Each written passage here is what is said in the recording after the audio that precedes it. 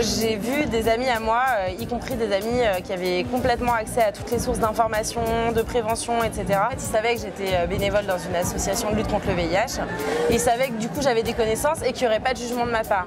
Et je me disais, mais ces gens-là, en fait, ils ont accès à Internet, ils ont accès à tout ce qu'ils veulent, mais quand même, ils ont quand même besoin de se tourner vers moi. Ça veut dire que peut-être il y a un manque de sources d'informations. Et j'en ai fait un site, voilà, qui se veut être le Google du cul. L'idée, c'est qu'il y a un moteur de recherche, en fait, et que les gens, ils peuvent, avec des mots-clés, trouver des réponses que j'ai données à d'autres personnes qui peuvent se rapprocher du coup de leurs problématiques, de leurs questionnements sur le moment, quoi. Ça, par exemple, c'est une amie à moi qui fait des ateliers autogynéco et qui nous les a distribués et en nous expliquant en fait comment s'en servir pour voir son col de l'utérus. Et moi, un truc que je vois beaucoup, c'est des gens qui se demandent si leurs envies, leur personnalité, leurs pensées sont normales en fait. Est-ce que c'est bon? Est-ce que c'est bien? Est-ce que j'ai le droit?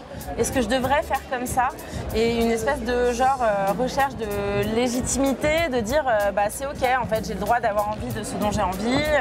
J'ai le droit de vivre comme j'ai envie de vivre.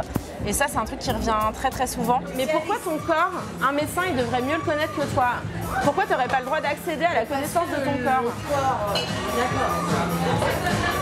Les acteurs et les actrices de l'éducation sexuelle n'ont pas du tout tous et toutes la même approche, quoi.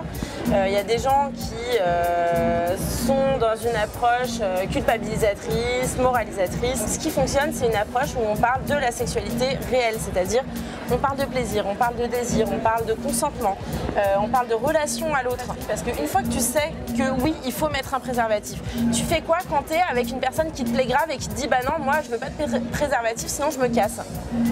Et donc là, c'est travailler sur l'estime de soi, travailler sur qu'est-ce qui fait que bah ouais, je sais que c'est mieux pour ma santé, mais dans cette situation-là, je me sens pas.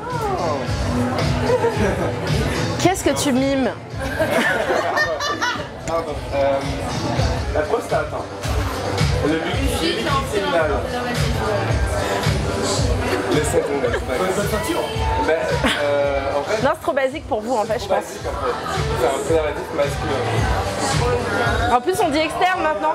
Passer par le jeu, ça peut être juste de faire en sorte qu'il y ait quelqu'un qui rigole et puis tout d'un coup, c'est plus si sérieux et c'est plus si grave et on peut un peu aussi dédramatiser la prévention parce que il y a un truc, c'est que les adolescents, comme souvent les gens un peu plus âgés, ils pensent prévention, ils pensent mets une capote ou tu vas mourir. Toi, t'arrives et puis t'es là et tu dois faire ton animation et dire non mais c'est cool en fait et tout, on va discuter, c'est ok. Bah bien sûr qu'il y a des défenses énormes et passer par le jeu, passer des fois par la compétition, il faut voir aussi comment on sent les personnes, mais ça peut aider à faire descendre un petit peu les barrières qu'il y a et qui sont compréhensibles, quoi. Tout à l'heure, j'avais un groupe qui a fait des mimes extraordinaires.